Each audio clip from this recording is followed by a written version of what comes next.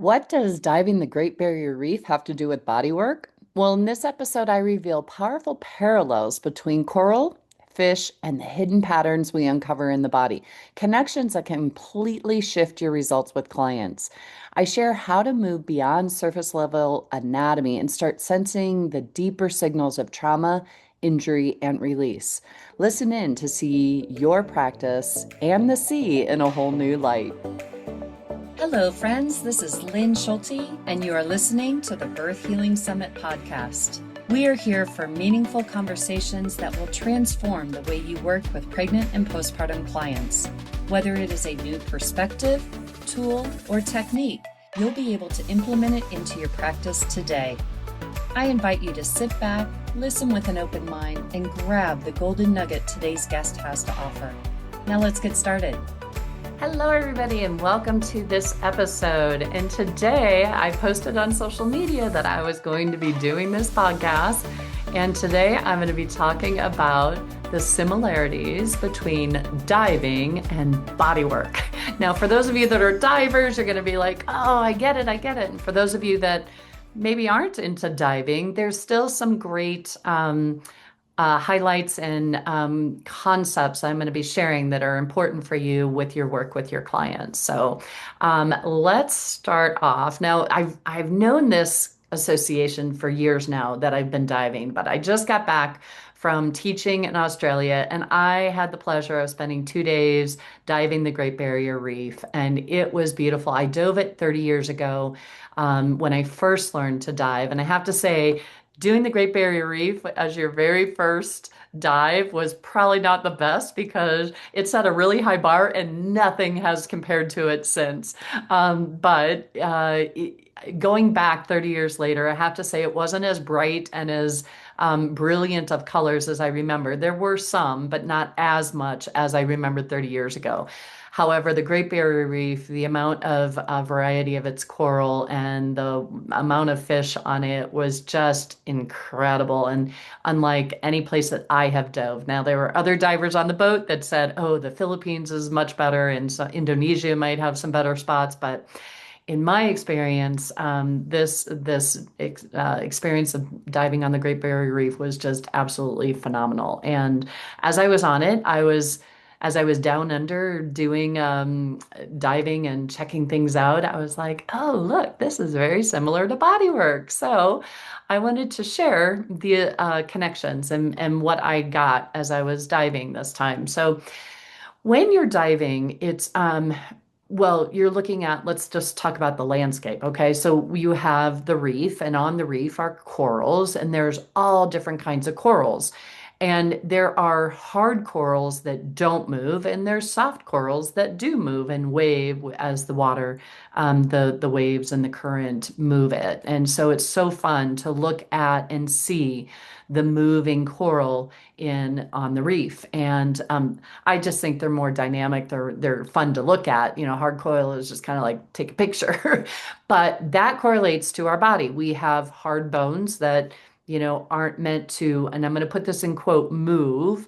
They're hard, but then there's soft connective tissue that is meant to be a little bit moving and more forgiving. But really, bone is meant to move, and bone does have a give to it. And the movement, everything needs to move in our body for our body to be happy, and all that soft tissue needs to have the flexibility that it needs to move. Now, when you're diving, there is a ton of different varieties of coral.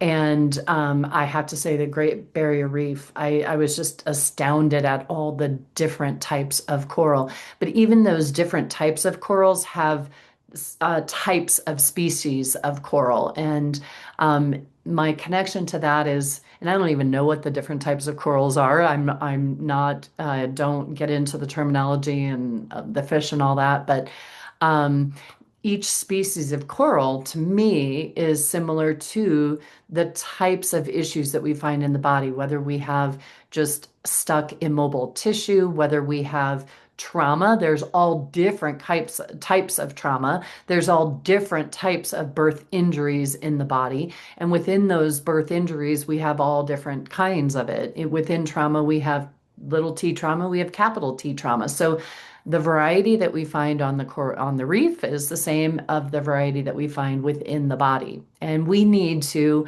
as body workers, we need to be aware of what the different varieties that we might find in the tissues. We need to be aware beyond this is a muscle, this is fascia, this is a ligament. Okay, we know the we know all the names of the structures in the body, but I want to take you beyond that and understand that within those structures there are different things that can be held in our tissues, like the trauma and the holding patterns that we have in the body.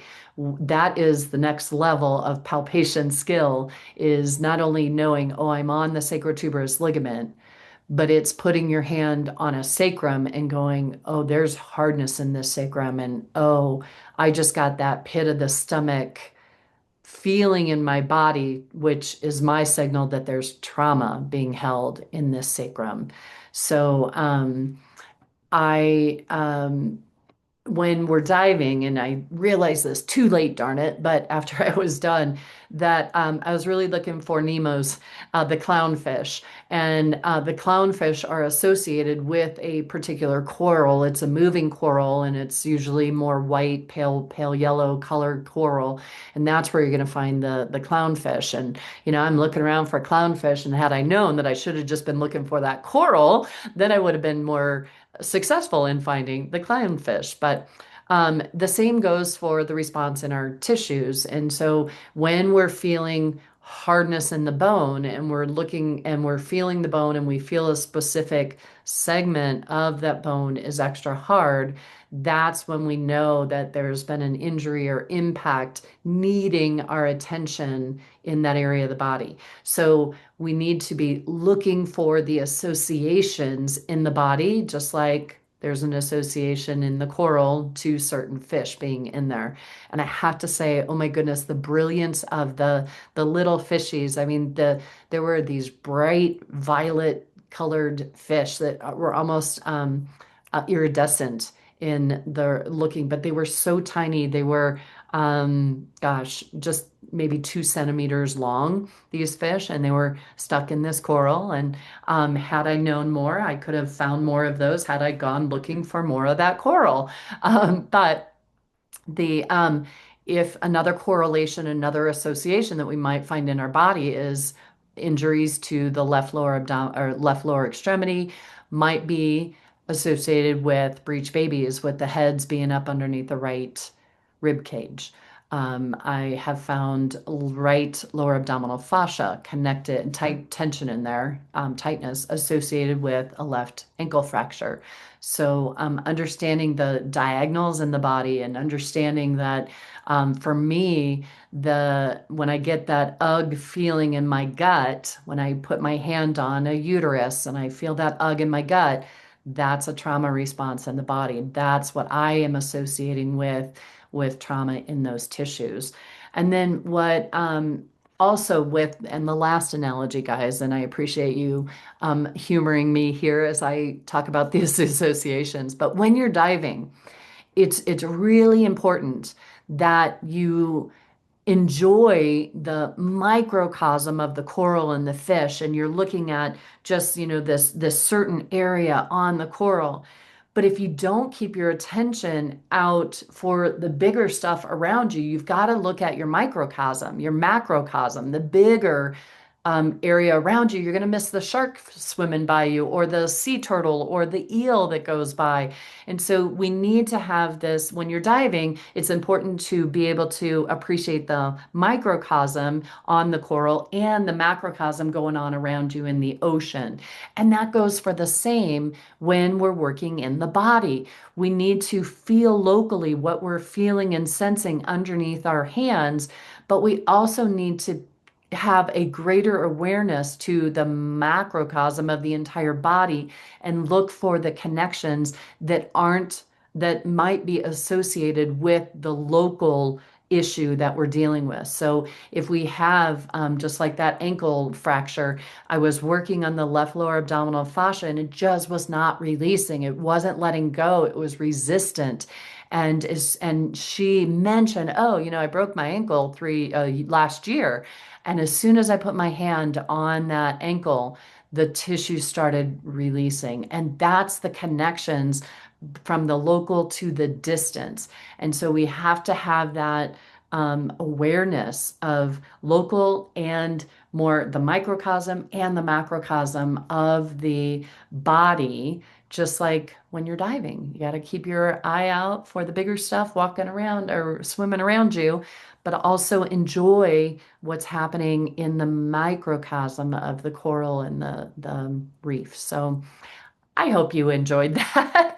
But so the highlights for this is understand the connections in the body locally and at a distance, and understand the associations that when you feel a certain thing in the body, for me, it's the ugh in my belly when I'm feeling a tissue, and it's connection to me, that's trauma in the body.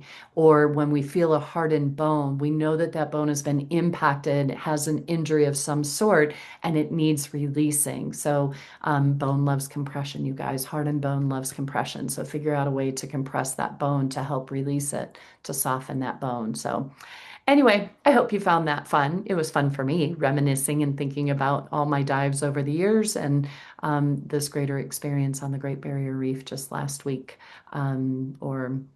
Let's see, it was end of August when I was there. So thank you guys so much for listening, being a part of this podcast. I so appreciate you. If you found this podcast interesting, please feel free to share it with your colleagues, share it with other divers out there. They'll understand more of what I'm talking about here.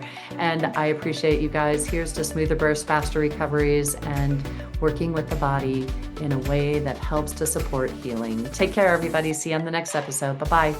Today's podcast was brought to you by the Institute for Birth Healing.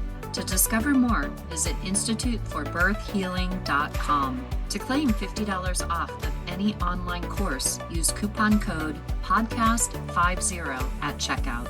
Till next time, I'm Lynn Schulte, founder of the Institute for Birth Healing.